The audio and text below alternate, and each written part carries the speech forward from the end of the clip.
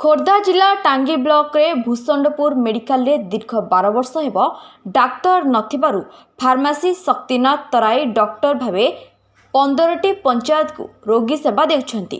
भूषणपुर medical pharmacy Shaktinath तराई Covid आक्रांत हेबा परे स्वास्थ्यावस्था गुरुतर हो पड़थिला परे तांकू कोविड मेडिकल ले भर्ती करा जायछि। समस्त ग्रामवासी शक्तिनाथ को आरोग्य कामना करथिबा जणा पड़िछि।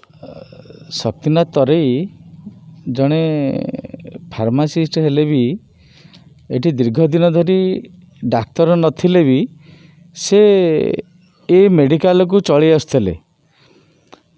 तांको उपरे शह शह ये अंचलर शह शह लोकंकर गोटे विश्वास भरसा थिला जे आमे गले सेठी आरोग्य होइकि आसीबू।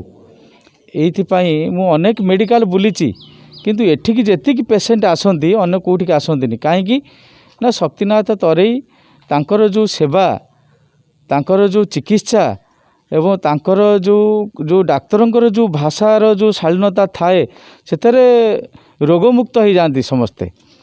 तेणु से विश्वास भरसा आसती सी आज कोरोना रे आक्रांत अछंती।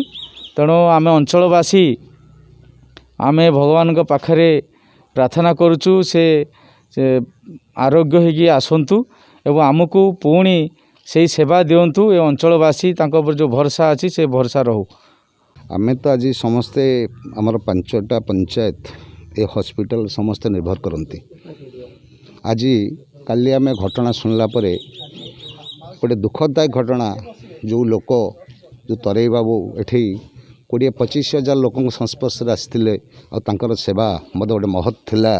आज से कोरोना आक्रांत आम एपाई जनसाधारण समस्ते एठारे उपस्थित अच्छा समस्ते आज दुखित। भगवान पाखे से किभली भाव सरकार तरफ भल ट्रिटमेंट हो फेरी आसी जो जगार भूषणपुर हॉस्पिटल थिले जो भाई मान सेवा भी से करुले से भाव सेवा भी जारी रहिबो।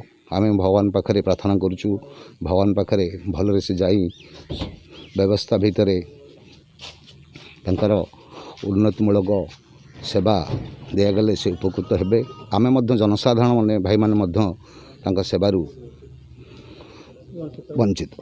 आपण तो ए शुणुले आमर पूर्वतन सरपंच आमर जड़े भाई कहते शुणुले आपण मैंने शक्तिनाथ तराई आज को 10 वर्ष हम ये अंचल जनसाधारण को जड़े मनुष्य रूप सेवक भाव में कार्य करुले फार्मासीस्ट बोली कहला।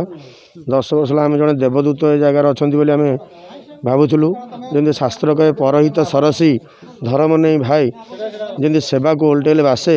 शक्तिनाथ तराई कहले घरे घरे समस्ते निर्भर रोले सार को फोन करदे घर को राति अधरे 12टा राति फोन कले माने सेवा लोक मैंने पाउले एवं तांकर कथा एवं तांकर भाषार शालीनता रे लोक मानकर रोग भल होउथला। एवं जमतिया समस्ते माने एबे वर्तमान किछि दिन पाई जो कोविड गत काली ठारू जो कोविड रोग रे आक्रांत हेले सारे एथिपाई लोक माने मर्माहत किभली भाव में सेवा पाइबे। आम अंचलवासी 5टा पंचायत नुहे ब्रह्मगिरी निर्वाचन मंडली बादुराबर कांकपुर देईपुर ब्रह्मगिरी निर्वाचन मंडली अनेक लोक ए जगार चिकित्सित होउथिले एवं तांकर सेवा अति अतुलनीय सेवा कहीं तुलना करें। ईश्वर पाखे मुझे प्रार्थना करी ईश्वर तांको सतायु दिंतु एवं ठीक भाव में से सुस्थ हो पुनर्बार ये अंचल जो तांकर सुनाम थिला सेवा करिवार सुनाम अर्जन करते से सुनाम करंतु एवं समस्ते से ये अंचलवासी को तरफ मु प्रभु जगन्नाथ तरफ प्रार्थना करुच्ची हे प्रभु तांको पुनर्बार तांको स्थान को सेवा करिवार सुजोग दे सुस्थ करि आनंद। धन्यवाद।